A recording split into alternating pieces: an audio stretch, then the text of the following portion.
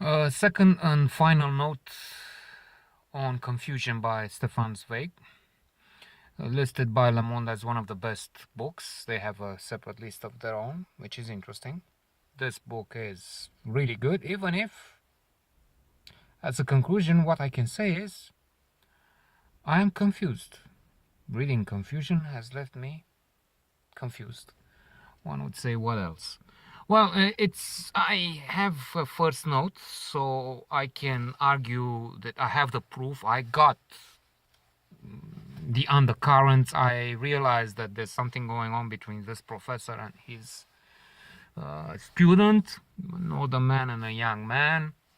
We have the examples from Greece, the mentors and the gurus. They were all involved, well, most of them were involved with each other, and it was also homosexual sex. And by the way, I'm thinking, why is that? I mean, I'm not being homophobe here, but I'm just stating the obvious, well-known fact that in the world of today, much more tolerant and liberal and good, we know that there's a minority there, I don't know, 5-10% of the population, maybe a little more, but a minority.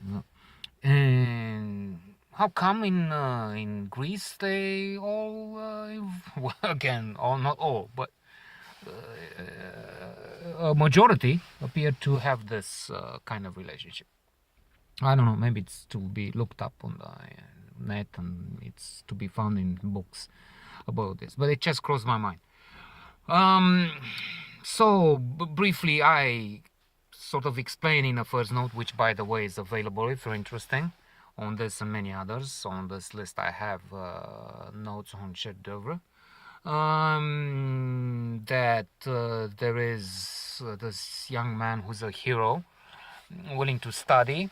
Well, in the first place, in the first part, he gets involved with all kinds of women, hence my inability to detect any other inclination, sexual orientation, if you will, in his case. But it can be both teams, actually. He can play in both teams. It's called bisexual. Yes. And so he moves to this town, meets the professor. He's awestruck. He's mesmerized by this man who knows his role. He has the talent, the ability, the presence. Notwithstanding this impressive first encounter, the next day the student is surprised to see an old man, tired, exhausted even.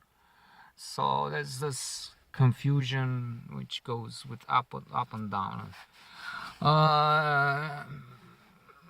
Nevertheless, they establish an excellent rapport. The young man is enchanted and likes his mentor very much.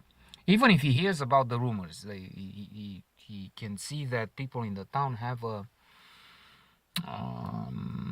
way of rejecting this isolated bright man. But it can be thought that that's what I thought. It's inferior people with envy and hatred, and it can very well be. It probably is that, as well as the fact that the man was in the end stranger and different from them, and these were times of intolerance.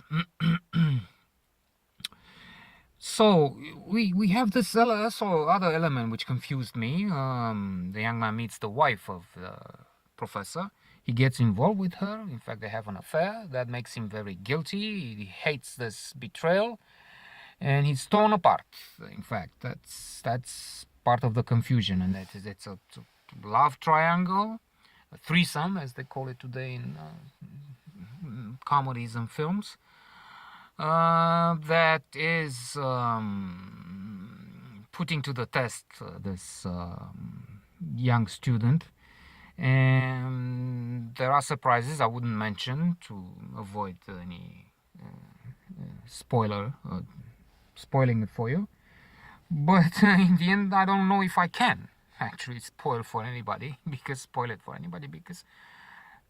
I begin And as I started, I really don't know. It is confusing to me.